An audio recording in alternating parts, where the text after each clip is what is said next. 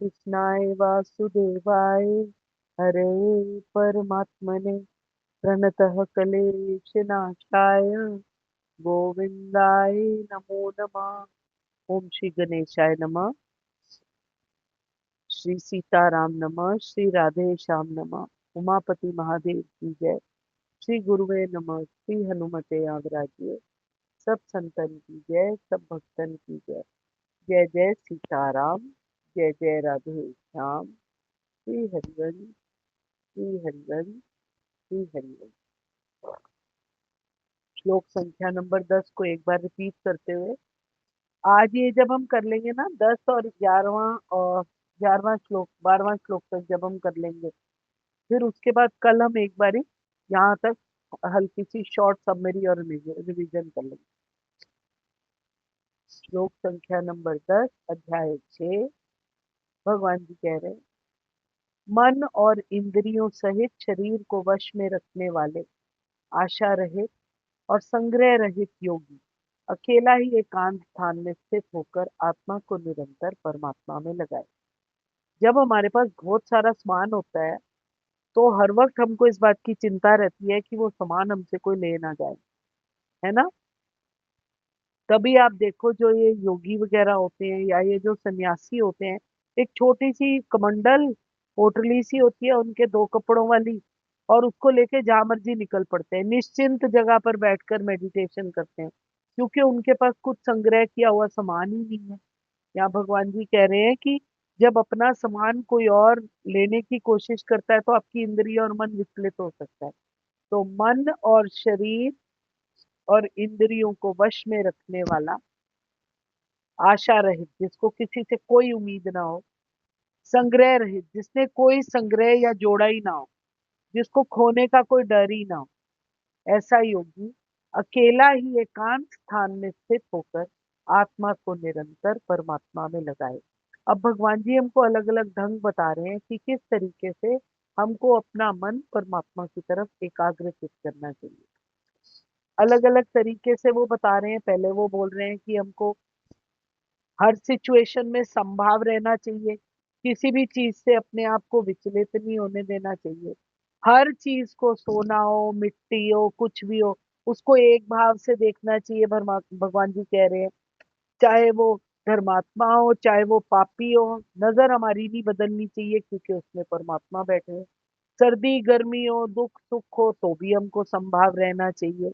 और वो कह रहे हैं कि इस तरीके से आप अपने इंद्रियों को जीतने की कोशिश करो ताकि शरीर मन और इंद्रिय एक प्लेन पर हो जाए और सारे जने आपके मित्र हो, और कोई दृष्टि कोई भी आपको शत्रु लगे ना तो विचलित करने की कोई बात ही नहीं है। अब भगवान जी यहाँ पर आ रहे हैं कि जब सब कुछ हमारा वश में होने लग जाता है और हमें किसी से कोई कामना ही नहीं होती और हम संग्रह भी नहीं करते और एकांत स्थान पर बैठते हैं और अपनी आत्मा को परमात्मा के चिंतन में लगाते हैं तो हम परमात्मा को प्राप्त करते हैं।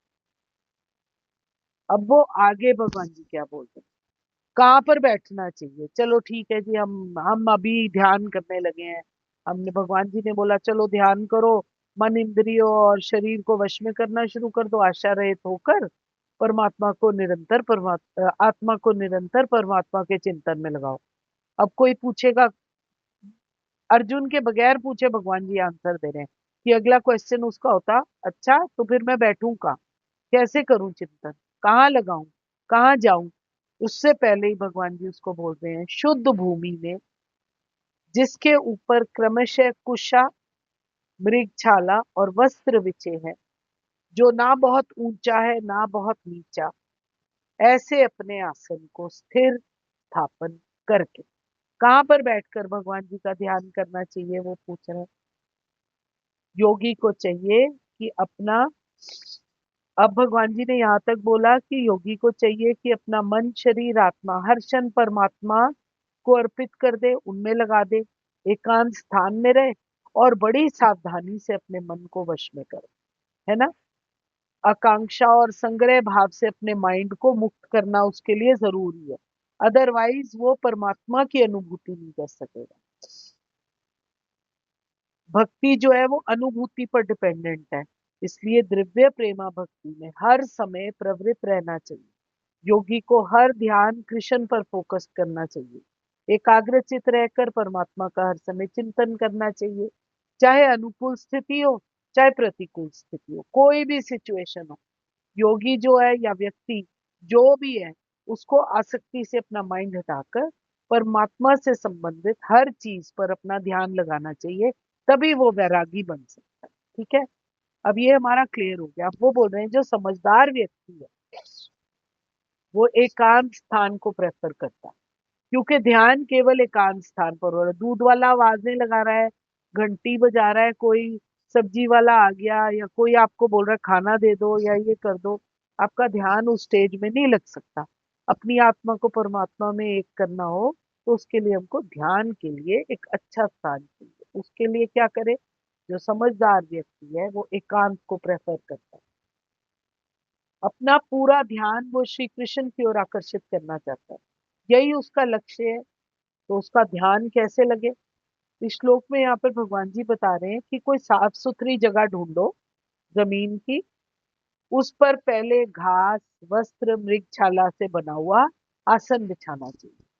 आगे वो इसका तरीका भी बता रहे हैं। ना आसन बहुत ऊंचा नीचे होना चाहिए, ना आसन बहुत ऊंचा होना चाहिए। अगर बहुत ऊंचा होगा तो इम्बैलेंस हो जाएगा, अगर नीचे होगा बहुत ज्यादा तो कभी गोड्डे दुखेंगे, कभी कुछ दुखेगा। भगवान जी कह रहे कंजीनियल जगह, जहां पर तुम्हारे को पूरा कंफर्ट मिले, जहां तुम ध्यान की तरफ आनाकानी ना कर सको, ऐसी जगह पर बैठो। कह रहे पहले जो घर थे वो तो डिफरेंट थे महाभारत वगैरह के टाइम, पर अब जो वक्त है वो बदल चुका है। घर भी बदल गए हैं। पहले गोबर से हम घर लीपते थे, पर अब ऐसा कुछ नहीं है। अगर कुछ चेंज नहीं हुआ तो वो है मेडिटेशन करने का तरीका, वो एग्जैक्टली सेम है। उसके लिए स्वभाव की शुद्धि जरूरी है और जगह की शुद्धि जरूरी है। झाड़ बुहार कर, धोकर जगह को स्वच्छ बनाना चाहिए। एकांत ऐसा स्थान ढूंढना चाहिए। साधारण जगह पर जो होना चाहिए, मतलब कोई बहुत फैंसी जगह नहीं होनी चाहिए। आसन काठ या पत्थर का अगर होगा तो बहुत ज्यादा हार्ड होगा, वो हमारे शरीर में चुभेगा, फिर हमारा ध्यान टूटेगा। तो कोमल कंफर्टेबल आसन होना चाहिए। पहले वो कहते हैं कुशा बिछा लो, कुशा ताकि जमीन से मृगछाल टच ना करे और खराब ना हो। उसके बाद मृगचरम को बिछा लो, ताकि वो डायरेक्ट कांटेक्ट में नहीं होगी धरती के, तो वो खराब नहीं होगी।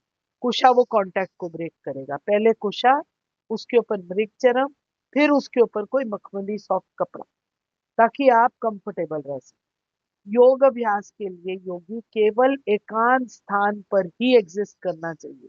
वहां पर जब हम कुशा बिछा लेंगे, मृगशाला से उस कुशा को ढक देंगे, फिर मुलायम वस्त्र उसको उड़ा देंगे, तो आसन जो है ना ज्यादा ऊंचा ना नीचा, जैसे उन्होंने पहले बताया, एक स्टेडी आसन होना चाहिए जो पवित्र जगह पर बनाया जाए।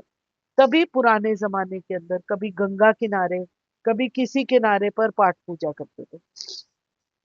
पवित्र स्थान हमारी हेल्प, एक पवित्र आहार, एक पवित्र स्थान, और एक हमारी पर्सनल शुचिता, इन चीजों, और मन कोमल और निर्मल, ये चीजें हमारे को परमात्मा की राह पर दृढ़ता पूर्वक डाल देंगी।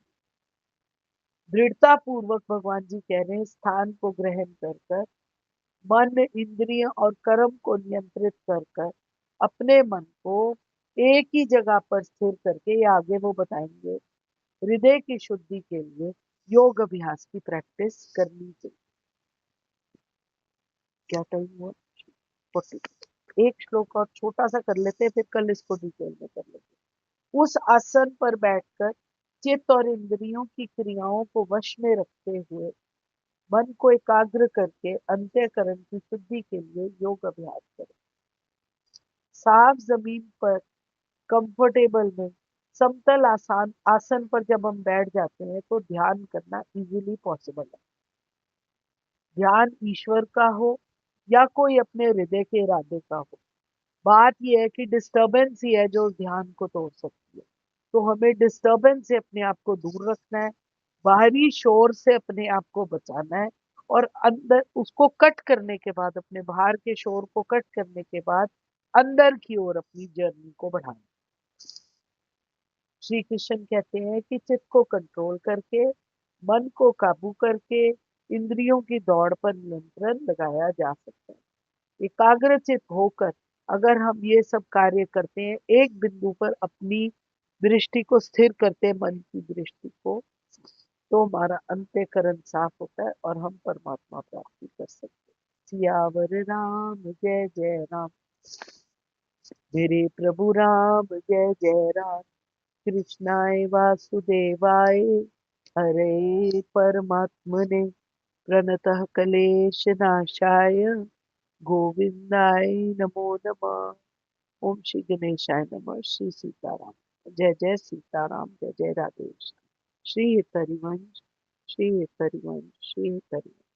वीना जी, राम राम जी।